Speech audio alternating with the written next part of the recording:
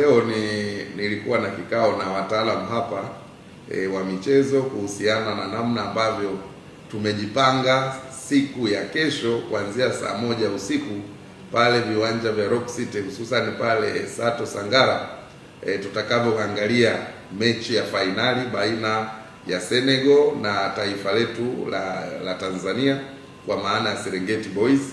Kwa hivyo tunaendelea na harakati na niwaalike wana Mwanza wote kuanzia saa 1 usiku ya kesho kuja pale Rock City Sato Sangara ili tuweze kuangalia kwa pamoja. Tumefunga skrini kubwa, tutakuwa na shughuli mbalimbali, burudani mbalimbali zitafanyika katika viwanja hivyo. Lengo kubwa ni kuisapoti timu yetu ya taifa huko inakocheza, lakini kifikra, kwa moyo wetu, kwa imani zetu, tunataka tuwe nayo pamoja. Kwa hiyo tukija pamoja katika uwanja mmoja, tunaamini tutapata matokeo mazuri.